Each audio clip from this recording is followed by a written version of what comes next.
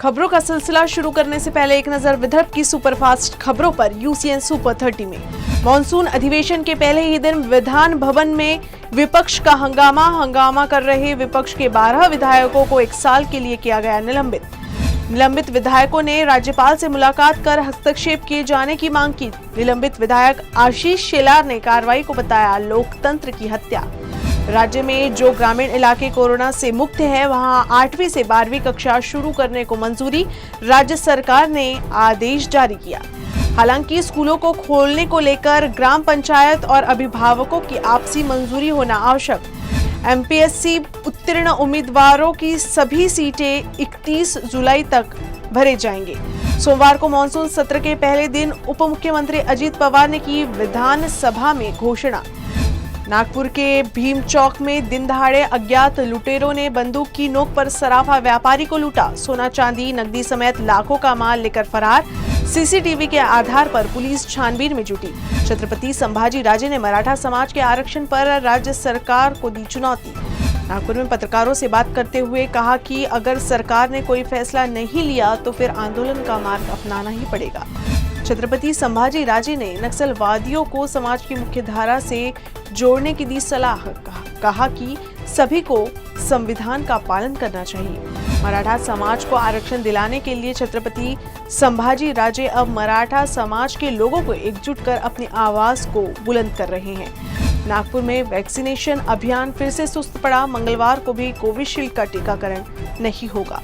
Covishield vaccine का stock नहीं पहुंचने की वजह से मंगलवार को भी वैक्सीनेशन केंद्र के बाहर लगा रहेगा ताला। नागपुर में पिछले सोमवार से इस मंगलवार के बीच सिर्फ 2 दिन ही वैक्सीनेशन अभियान सामान्य रूप से सुचारू रहा। बार-बार वैक्सीनेशन अभियान प्रभावित होने से नागरिकों में नाराजगी। नागपुर में केवल 3 सेंटरों पर ही वैक्सीनेशन। 3 सरकारी सेंटरों पर ही मिल रही कोवैक्सीन की डोज। निजी अस्पतालों में टीकाकरण सुचारू। छतरपुर जिले में शराबबंदी के निर्णय को वापस लेने के बाद जिले में उत्पादन शुल्क विभाग द्वारा पहले चरण में 98 व्यवसायियों को शराब बिक्री की अनुमति दी गई। चंद्रपुर जिले में 6 साल के बाद शराब की प्रत्यक्ष रूप से बिक्री शुरू। राज्य उत्पादन शुल्क की अनुमति के बाद बिक्री हुई शुरू। यवतमाल जिले के आरणी तहसील में पुलिस ने कार्रवाई कर गुटखा तस्करी के मामले का पर्दाफाश किया। गुटखा की तस्करी कर ट्रक का पीछा कर करीब 5.5 लाख रुपए का प्रतिबंधित गुटखा जब्त किया गया। ट्रक चालक की तलाशी जारी। बढ़ती महंगाई पर नियंत्रण और कालाबाजारी पर रोक लगाने के लिए केंद्र सरकार द्वारा अनाज की जमाखोरी पर रोक लगाए जाने से व्यापारी वर्ग में नाराजगी।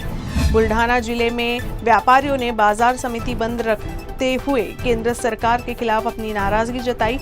व्यापारियों ने केंद्र सरकार की नीति पर उठाया सवाल।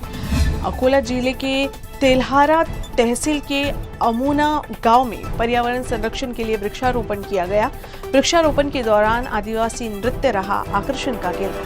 वन विभाग द्वारा महाराष्ट्र ग्राम सामाजिक परिवर्तन अभियान अंतर्गत वृक्षारोपण अभियान की शुरुआत। ग्रामीणों के सहयोग से वृक्षारोपण किया जा रहा है। नागपुर जिले में 10,000 से अधिक बच्चे अंडरवेट हैं। इन बच्चों का न्यूनतम वजन तय मापदंड से भी कम। ऐसे बच्चों के शारीरिक विकास के लिए योजना तैयार की जाएगी। जिला विकास समन्वय तथा सनियंत्रण समिति ने लिया निर्णय। नागपुर में बीते 24 घंटे में मिले संक्रमण के 14 नए मामले। सोमवार को पॉजिटिविटी रेट 0.3% रहा। सोमवार को दिन भर में 26 मरीज कोरोना से ठीक हुए। रिकवरी रेट मामूली बढ़त के साथ 98.08% पर जा पहुंचा। नागपुर जिले में दिन भर में 0 मौत। सक्रिय मरीज 152 पर पहुंचे।